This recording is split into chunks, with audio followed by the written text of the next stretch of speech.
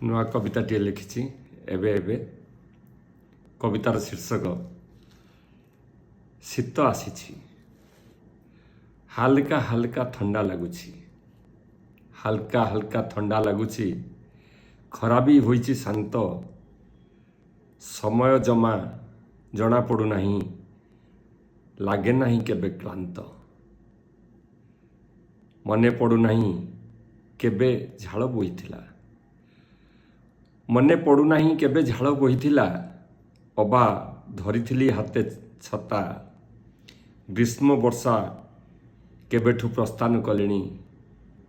ଆଉ କାଦ ପାଣି ହେଉନାହିଁ ଆମ ଜୋତା। ପ୍ରଚଣ୍ଡ ଖରା ଜୀବନ ନେଲା, ପ୍ରଚଣ୍ଡ ଖରା ଜୀବନ ନେଲା। ଟଳି ପଡ଼ିଲେ ଯିଏ ଯେଉଁଠି, ମେଘ ଆସିଲା ଶୀତଳତା ଦେଲା। ଚଡ଼କ ମାରି ବଞ୍ଚିବାକୁ ଦେଲା କେଉଁଠି। ଶୀତଟି ଆସିଛି ସାନ୍ତ୍ୱନା ଦେଉଛି, ଶୀତଟି ଆସିଛି ସାନ୍ତ୍ୱନା ଦେଉଛି।